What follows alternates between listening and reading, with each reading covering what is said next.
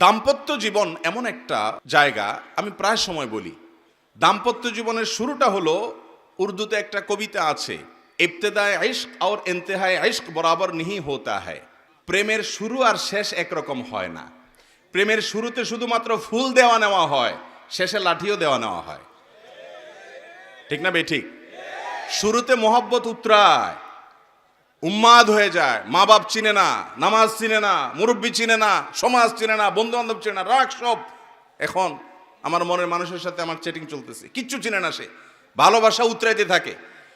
এরপরে শেষ পর্যায়ে যখন চলে যায়, তখন ওই ফোন নম্বর দেখলে মেজাজটা গরম হয়ে যায়। ঠিক না বেঠিক? ইবতেদায়ে ইশক আর ইন্তেহায়ে ইশক বরাবর নিহি হোতা হ্যায়। এটা বাস্তবতা যে প্রেমের শুরু আর শেষ একরকম থাকে। যারা বিচক্ষণ তারা একটু হিসেব করে পা বাড়ায়। ঠিক একইভাবে বৈবাহিক জীবনে তিনটা ধাপ আছে। কয়টা ধাপ আসে? তিনটা ধাপ আসে। বিবাহের পরপর ভালো হোক আর মন্দ হোক, প্রথম প্রথম নতুন জামাই বউ অনেক মহব্বত আদান প্রদান করে, অনেক ভালোবাসা, অনেক স্বপ্ন, অনেক প্রতিজ্ঞা, অনেক ওয়াদা, অনেক কমিটমেন্ট, অনেক প্রমিস, অনেক ভালোবাসার বিনিময় হয় বিয়ের পরপর। এরপর যখন 1-2 বছর চলে যায়, আল্লাহ তাআলা একটা বাচ্চা দেন। ওই বাচ্চা রাত্রে ডিস্টার্ব করে, মা উঠতে দেরি হয়েছে, বাপে ধমক দেয়। এরপরে আস্তে আস্তে দূরত্ব তৈরি হয়, ওই বাচ্চা আরেকটা বড় হয়, আরেকটু বড় হয়, আরেকটা হয়। এরপরে নানা রকম ঈর্ষণীয় মনোমালিন্য হয়। মায়ের কথা শুনে ছেলে খেপে, অথবা বউ তার শাশুড়ির কথা শুনে খেপে। আস্তে আস্তে আস্তে আস্তে আস্তে টুনটান হতে হতে যখন সংসারটা একটু ভারী হয়, ছেলে মেয়ে হওয়া শুরু করে, 2-3 বছর হয়ে যায়, ও যে ঘোরটা কেটে যায়। সহজ কথা হলো, বিবাহের পরে প্রথম প্রথম যে ঘোরটা থাকে, ওই ঘোরটা কি কেটে যায়। অনেকটা ইয়ের মতো, সফট ড্রিঙ্কসের মতো। সফট ড্রিঙ্কসের বোতল যখন আপনি মুখটা খোলেন, যেই পরিমাণ ঝাঁজ এবং তেজ থাকে, কিছুক্ষণ পরে আস্তে করে সেটা লেভেলে চলে আসে কি আসে না? বিবাহের পর প্রথম যে মহব্বত থাকে, যে বোঝাপড়া থাকে, যে আকর্ষণ থাকে, এটা আস্তে আস্তে কমে।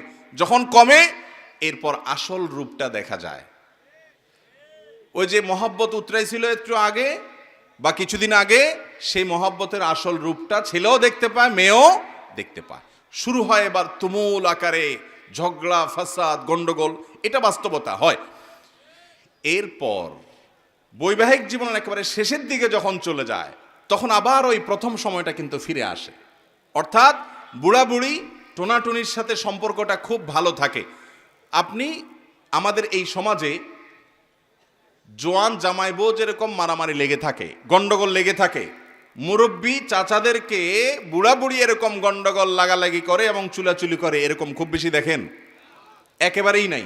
ওই মাঝামাঝি পর্যায়ে যা হয় না হয়, শেষের দিকে আবার মহব্বত অনেক হয়। নদীর এপারে কিছুটা শান্ত, ওই পারে কিছুটা শান্ত, মাঝখানে উত্তাল তরঙ্গ। ওই তরঙ্গ দেখে অনেকে ভুল করে এবং তরি ডুবিয়ে দেয়, আর ওই কুল পর্যন্ত যেতে পারে না। আর যে বিচক্ষণ, সে জানে যে এরকম চড়াই উতরাই হবে দাম্পত্য জীবনে, বোঝাপড়ার গরমিল হবে, গন্ডগোল ফাসাদ হবে, এগুলোর সব ওভারকাম করতে হবে। একটা সময় আমার শান্তি আসবে। বিশেষ করে মা বোনদের একটা সমস্যা হলো যে পরের ঘর করতে গিয়ে নানা রকম ঝামেলা তৈরি হয়। তখন তারা কি করে, না এসব আর করবো না, আমি চলে যাই। এভাবে যে বেশিরভাগ মেয়ে পরবর্তীতে আফসোস করতে হয়। আর এই কারণে দাম্পত্য জীবনের সুখের দ্বিতীয় মন্ত্র হলো সবর এবং শুকর। এই দুইটা অভ্যাসকে নিজের জীবনে আনতে হবে। যাদের মধ্যে সবর নেই, যাদের মধ্যে কৃতজ্ঞতা নেই, এরা কখনো দাম্পত্য জীবনে সুখী হতে পারে? দাম্পত্য জীবনের সুখের অন্যতম মূল মন্ত্র হলো সবর করা। কারণ দুই ফ্যামিলির দুইজন মানুষ একত্রে সংসার করবে, এক ছাদের নিচে থাকবে, জীবন কাটাবে, সব কিছু ব্যাটে বলে কিয়ামত পর্যন্ত কোনো দিনই হবে। আপনি আমি কে? নবী করিম সাল্লাল্লাহু আলাইহি সাল্লামের সাথে, তার স্ত্রীদের সাথে, উম্মুল মুমিনিনদের সাথে ছোটখাটো বিষয় নিয়ে মান অভিমান হয়েছে না হয় নাই? বহুত হয়েছে। এবং সে মান অভিমানটা আমাদের মতো না, তাদের মতো করে হয়েছে। কারণ স্বামী স্ত্রী একসাথে দাম্পত্য জীবনে যখন সময় কাটাবে, তাদের মধ্যে বোঝাপড়ার গরমিল হবে। এই সময়টাতে দরকার হয় সবর করা। মনে রাখবেন, ইবাদতের অনেক বড় একটা পার্ট হলো সবর এবং ধৈর্য। আল্লাহ কোরআনে বলেছেন, ইন্নামা ইউওয়াফাস সাবিরুন আজরাহুম বিগাইরি হিসাব। যাদের পুরস্কার আল্লাহ তাআলা কোনো হিসাব করে দিবেন না, তারা হলো যারা সবরকারী, ধৈর্যকারী তারা। অতএব দাম্পত্য জীবনে ধৈর্য থাকতে হবে। স্বামী অনেক উল্টাপাল্টা করবে, সবর করতে হবে। মনে করতে হবে এর চাইতে অমানুষও পৃথিবীতে আছে। আবার স্ত্রী অনেক উল্টাপাল্টা করবে, সেক্ষেত্রেও সবর করতে হবে, মনে করতে হবে যে এর চাইতে অমানুষ অনেক আছে, এবং নিজেকে সান্ত্বনা দিতে হবে। অনেক ক্ষেত্রে কৌশলী হইতে হবে, বিশেষ করে দাম্পত্য জীবনে কৌশল ছাড়া আপনি সুখী হতে পারবেন না। আশরাফ আলী থানভী রহমতুল্লাহ আলাইহি একটা ঘটনা বলেছেন সম্ভবত একবার, যে ওনার কাছে এক ব্যক্তি এসে বলল, হুজুর আমার বাসায় যে মহিলা আছে আমার স্ত্রী, এই ভদ্র মহিলা আমি বাহির থেকে গেলেই কোনো কারণ ছাড়া অযথাই আমার উপরে সে চড়াও হয় এবং খুব বাজে ব্যবহার করতে থাকে। আমি আপনার ওয়াজটা শুনে একটু সবর করার চেষ্টা করি, কিন্তু কত পারা যায়, পারি না। আপনি একটু আমাকে বুঝায় বলেন তো আমি কি করতে পারি। তখন উনি বললেন যে আপনাকে একটা বুদ্ধি শিখাই, বাসায় ঢোকার আগে দরজার সামনে গিয়ে কয়েক সেকেন্ডের জন্য আপনি একটু মাথাটা নত করবেন, করে কল্পনার জগতে ডুব দিবেন। ডুব দিয়ে নিজেকে নিজে বলবেন যে আমি এখন দরজা খোলার সাথে সাথে কথার কথা একটা কুকুর আমার বাসায় আছে, কুকুরটা আসবে, তো কুকুর মানুষ দেখলে ঘেউ ঘেউ করে, এটা করবে। এটা আপনি শুধু মাথায় মনে মনে চিন্তা করবেন। এরপরে খোলার পর মানুষকে কুকুর মনে করে ছোট করা না, মানে এটা জাস্ট একটা ট্রিটমেন্ট, যে আমি মানুষ না, মনে করলাম যে একটা মানুষের পাশে একটা কুকুর আছে, তো কুকুরটা আমাকে ঘেউ ঘেউ করবে, এটা তোমার মনে করবা। মনে করার পর এরপরে দরজা নক করবা। বউ খোলার পর যদি তোমার সাথে ঘেউ ঘেউ করে, তুমি সাথে সাথে ওই যে তোমার ধ্যান কল্পনার জগতে ডুব দিবা। ডুব দিয়া তোমার স্মৃতিতে আনবা যে একটা কুকুর, আমি রাস্তা দিয়ে যাচ্ছি বা কোথাও গেছে, এখন ঘেউ ঘেউ করতেছে, তো কুকুর ঘেউ ঘেউ করলে আমার সমস্যাটা কি, এটা তুমি মনে করবা।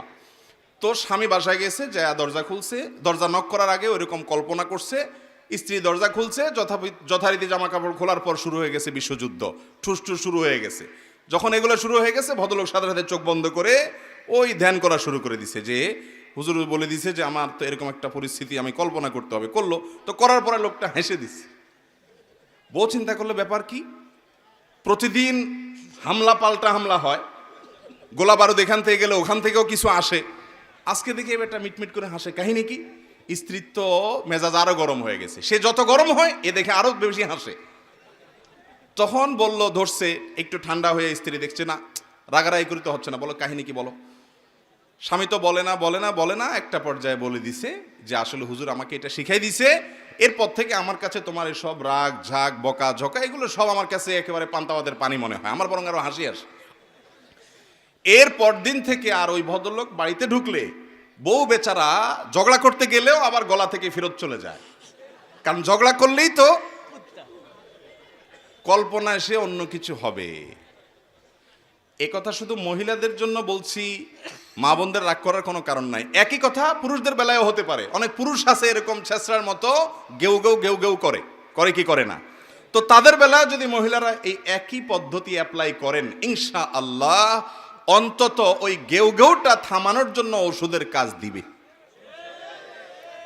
তো খোলাসা কথা হলো, সবর থাকতে হবে। রাগ হলে পাল্টা রাগ দাম্পত্য জীবনে কখনো সুখ আসার কারণ হয় না। দাম্পত্য জীবনে স্বামী হোক আর স্ত্রী হোক, ধৈর্য ধারণ করতে না পারলে কখনো শান্তি পাওয়া যায়, ধৈর্য ধারণ করতে হয়। নবী করিম সাল্লাল্লাহু আলাইহি ওয়াসাল্লাম জীবনে অনেক ঘটনা ঘটেছে, এর আগে আমি একাধিকবার বিভিন্ন জায়গায় বলেছি। আয়েশা রাদিয়াল্লাহু তাআলা আনহা ঘরে ছিলেন, তিনি, তার নিয়ম ছিল যে স্ত্রীর ঘরে থাকতেন, রান্নাবাড়া তিনি করতেন। অন্য স্ত্রী এক বাটি খাবার দিয়ে একটা কাজের মেয়েকে পাঠাইছেন, খাদ্দামাকে কৃতদাসীকে পাঠিয়েছেন এক বাটি খাবার দিয়ে, তরকারি দিয়ে ধরেন। তো ভালো বুড়া রান্না করেছেন, রসুলের জন্য পাঠাইছেন। আয়েশা রাদিয়াল্লাহু তাআলা আনহা দরজা খুলে দেখলেন যে কাজের মেয়ে তরকারি নিয়ে আসছে আরেক স্ত্রীর ঘর থেকে। তো এই টাইমে যে কোনো মানুষই, যে কোনো মহিলারই মাথা গরম হওয়ার কথা, আমার বাসায় আজকে উনি থাকবে, আমি যা খাওয়াবো, তুমি আবার ওখান থেকে এক বাটি দিয়ে ভালো হওয়ার চেষ্টা করতেছো। উনি বাটিটা ধরে ছুঁড়ে ফেলে দিলেন, বাটির সব তরকারি তো গেছে, বাটিও দুই টুকরা হয়ে গেছে। এই দৃশ্য নবী করিম সাল্লাল্লাহু আলাইহি ওয়াসাল্লাম দেখার পর উনি বাইরে হয়ে আসলেন, যা উঠান থেকে নিজের হাতে সে ভাঙা বাটিটা নিয়ে আসলেন। আনার পর একই শেপের একই ধরনের আরেকটা বাটি এই ঘরেও ছিল, আসলে তার ঘরে, ওই খালি বাটিটা নিয়ে কাজের মেয়ের হাতে দিয়ে বললেন, এটা নিয়ে ওই বাসায় চলে যাও এবং খবরদার মুখে তালা, এখানে কি ঘটেছে এর কোনো কথা বলা যাবে না, শুধু বাটিটা সেখানে ফেরত দিবা। ওখানে বাটিটা ফেরত দিছি, যিনি পাঠিয়েছেন তিনি মনে করেছেন যে কি, যে তরকারি রেখে কত সুন্দর করে ধুয়ে সাফ করে আবার বাটিটি দিয়েছে, তিনি অনেক খুশি। এই হাদিস বর্ণনা করার পর কোনো মুহাদ্দিস, কোনো হাদিস বিশারদ, কোনো হাদিসের শেষে এটুকু অতিরিক্ত বর্ণনা করতে পারেন নাই যে নবী করিম সাল্লাল্লাহু আলাইহি ওয়াসাল্লাম আয়েশা রাদিয়াল্লাহু আনহাকে ডেকে দুই চারটা ধমক দিয়েছেন। আপনি আমি যদি হইতাম এই জায়গায়, আর কিছু না হোক বোর্ড দিকে তাকায়া অন্তত বিরক্তির সুরে এটুকু তো বলতাম যে এটা কাজ করলা, তুমি বাটিটা ভেঙে ফেললা, তুমি তরকারি না নিতে বাটিটা ভেঙে ফেললা। নবী করিম সাল্লাল্লাহু আলাইহি ওয়াসাল্লাম একটি কথাও বলেছেন বলে কোনো বর্ণনায় পাওয়া যায় না। দাম্পত্য জীবনে শান্তি আসার জন্য স্ত্রীর অনেক কিছুকে হজম করা শিখতে হয় স্বামীর, আবার একইভাবে স্বামীর অনেক কিছুকে হজম করা শিখতে হয় কার? স্ত্রীর। আজ আমাদের সমাজ ব্যবস্থায় ভোগ ভোগ ভোগ, ত্যাগের কোনো নাম নিশানা নেই, যার কারণে সবর কেউ কাউকে প্রতি করতে রাজি না। দাম্পত্য জীবনের শান্তির জন্য এই সবর এবং শুকর যা আল্লাহ তাআলা দিয়েছেন সেটার উপরে শুকরিয়া আদায় করার মানসিকতা থাকতে হবে, না হলে কোনোদিনই আপনি শান্তি পাবেন না। আসুন্নাহ ফাউন্ডেশন, উম্মার স্বার্থে সুন্নাহর সাথে।